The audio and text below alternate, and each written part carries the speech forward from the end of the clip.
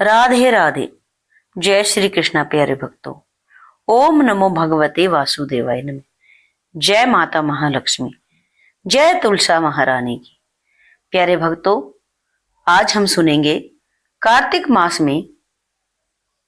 मास का महात्म्य कथा अध्याय 1। कार्तिक मास का महीना बड़ा ही पुण्यदायिनी है। इस महीने में जितना हो सके भक्ति करें, पाठ करें, तुलसी महारानी की सेवा करें। यह विशेष महीना होता है कार्तिक महीने में तुलसी मैया की पूजा का। आइए सुनते हैं। मैं सिमरू माता शारदा बैठे जिवाहाय, कार्तिक मास की कथा लिखे कमल हर्षाय। नैमी सारण तीर्थ में सूत जी ने 88,000 सनकादिक ऋषियों से कहा, अब मैं आपको कार्तिक मास की कथा विस्तार पूर्वक सुनाता हूं, जिसका स्मरण करने से मनुष्य के सभी पाप नष्ट हो जाते हैं और अंत समय में वैकुंठ धाम की प्राप्ति होती है।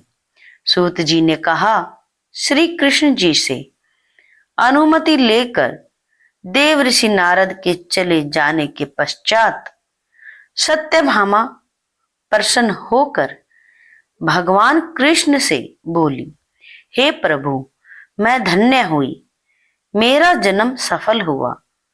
मुझ जैसी त्रिलोक्य सुंदरी के जन्मदाता भी धन्य है, जो आपकी 16,000 स्त्रियों के बीच में आपकी परम प्यारी पत्नी बनी। मैंने आपके साथ नारद जी को वह कल्प वृक्ष आदि पुरुष विधि पूर्वक दान में दिया, परंतु वही कल्प वृक्ष मेरे घर लहराया करता था। यह बात मृत्युलोक में किसी स्त्री को ज्ञात नहीं है। हे त्रिलोकीनाथ, मैं आपसे कुछ पूछने की इच्छुक हूं।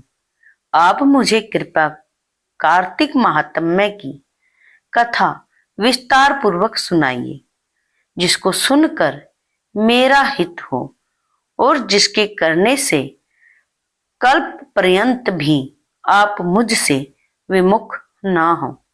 सूत जी आगे बोले, सत्यभामा के ऐसे वचन सुनकर श्री कृष्ण ने हंसते हुए सत्यभामा का हाथ पकड़ा और सेवकों को वहीं रुकने के लिए कहा।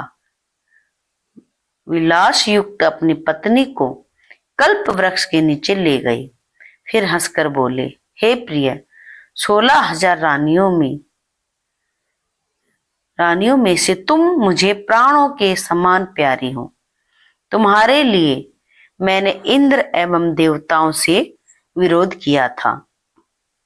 हे कांते, जो बात तुमने मुझसे पूछी है उसे सुनो।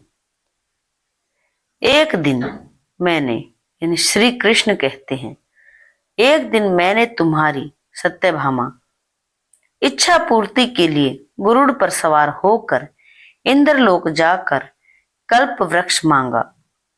इंद्र द्वारा मना किए जाने पर इंद्र एवं गरुड़ में घोर संग्राम हुआ और गोलोक में भी गरुड़ जी गौओं से युद्ध किया।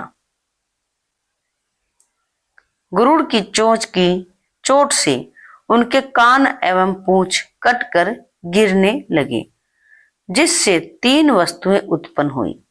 कान से तंबाकू, पूंछ से गोभी और रक्त से मेहंदी बनी।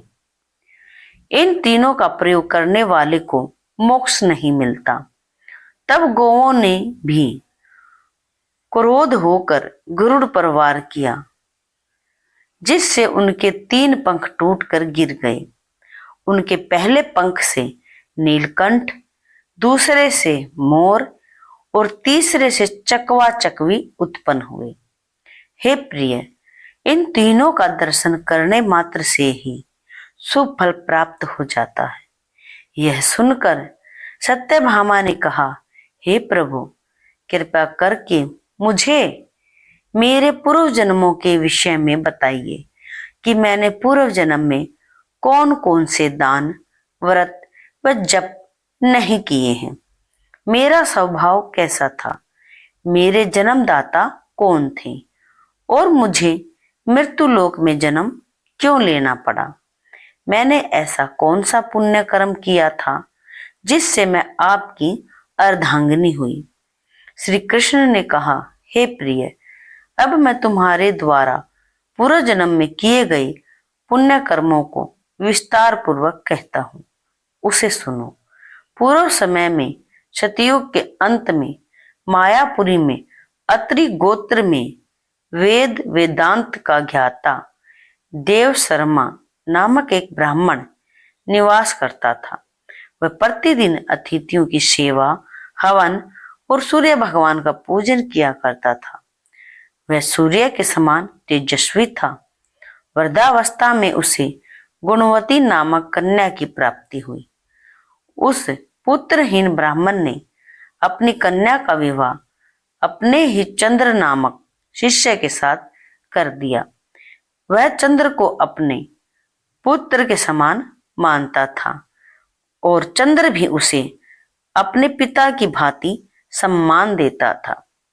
एक दिन वे दोनों कुश व समीधा लेने के लिए जंगल में गए।